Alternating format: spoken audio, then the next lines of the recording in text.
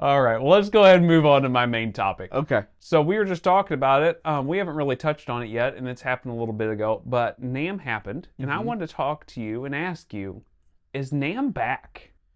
It kind of felt like this year was the first year that some of these big companies took it serious, Mm-hmm. held their releases back, and then released it at NAMM. Mm-hmm. I didn't feel like smaller companies took it as serious this year because I think they can kind of release stuff randomly, like the small boutique manufacturers, like even JHS and Wampler and those guys. They weren't really releasing something new at NAMM. You know, Wampler had recently released the Rewired and all that stuff, and he was showing that. Mm-hmm. However, these big guys like Gibson and like Fender and like Martin and like Marshall, I mean, they had some big releases that nobody knew was kind of coming until NAMM. And they all, not all of them, but most of them were at the NAMM show. Mm-hmm. Had larger booths than what they've had in the last few years. Mm-hmm.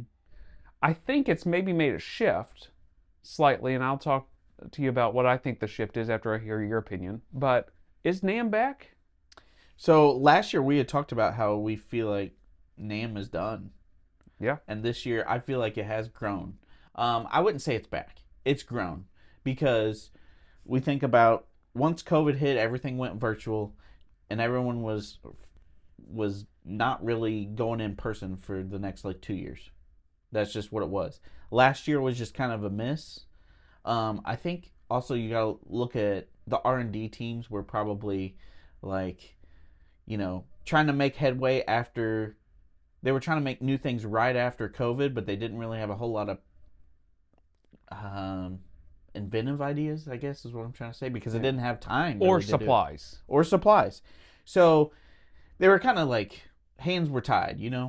I feel like now, since product is more readily available, people are up and running, and also people are more in person. I think, yeah, of course, NAMM is coming back. It's growing to where it was. I'm not saying it was, or it's at where it was in the past. Okay. So my thoughts on it too is I do think it's on its way back, but I think it's shifting slightly. It's not like it used to be where at the NAMM show they used to just deal with dealers and basically get all their orders in at one time or even just like show the new things and then the orders will trickle in by phone.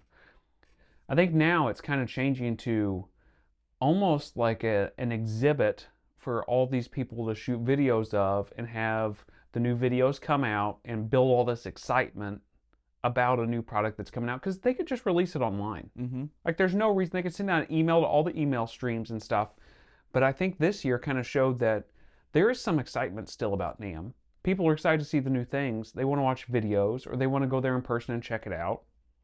I think it kind of showed that maybe they don't need a giant place where a bunch of dealers can come in and make orders because Sweetwater's going to make their order. And how many mom and pop shops, unfortunately, how many mom and pop shops are out there really looking to make orders? It's unfortunate, but very few of them are going to NAMM to make those orders. Right. If they're a mom and pop shop, they're already on a pretty tight budget. They're probably just going to wait for the NAMM stuff to end, give them a call, or get online and make their Right. orders. So I think it's moved almost to like, let me show you this new product. It's awesome. We'll shoot some videos. We'll have a cool display to show it off. And it's kind of shrunk away from the dealers as much as it has just built up to build excitement, Mm-hmm. if that makes sense. Yeah. I don't know. I'm excited to see what happens next year. I think so they're not doing a summer NAMM from what I understand. They're just doing this winter NAMM this year. No summer NAMM. Okay. And if they made it just an annual thing every January, it could build a lot of excitement for everybody, knowing that's going to come around every January. And I could see next year, with how it seemed to go over for people, it being even bigger. Yeah, I think there's something I noticed too is you didn't see a whole lot of like pedal companies just in general. No. It's much more amps and guitars. Yes. Which I think is probably like a business, kind of standpoint and a business decision, because you think about those small companies, there's not really necessarily a point for them to go there, and then all the big names like Marshall and stuff like that, they're going to get the big headlines, right? Yes. So their products will kind of get swallowed up in the idea of NAMM. So it probably does make more sense for them to do their releases kind of randomly throughout the year. But I do think that like those big companies, Marshall, Vox, they've got that purple, you know, amp now, Don't which don't. hopefully they release it. They also had a 4 watt, No, it's on Guitar Center's website already, by the the way. AC4 hand wired. So that hand wired series that released last year that never released. Don't get me started on that. Is gone, but they've got the 4 watt version with 112 Yeah. that's supposedly out there. Yeah, I don't know. But I do think NAMM is, I mean, it's on the up and up.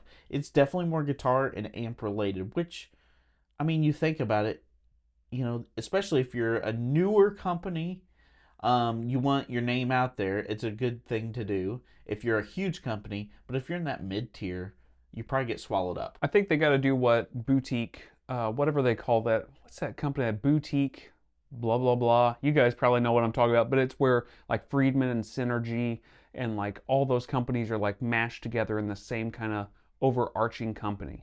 Mm-hmm. I think Wampler's inside that, and maybe Morgan or Dr. Z or somebody like that. But anyway, they're all under that kind of umbrella. I think they would have to do that, the mid tier. Yeah. Maybe that JHS gets together with Mythos and gets together with whatever random Mm-hmm. people.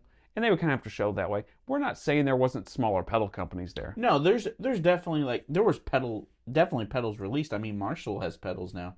Um, well, more pedals, I should say. Yeah. They always had pedals, but yeah. So I don't know. It's just NAMM is growing to where it was, still not full force, and I think kind of you're right. I think it's shifted a little bit, but I think for the most part, at least people are getting together and people are talking about gear, so that makes me happy. I'm excited. I think it's a good thing. I'm always excited for there to be like big releases like that. Looking forward to something is always a big thing, anticipation. But I guess we'll see what happens in the next following years. Yeah.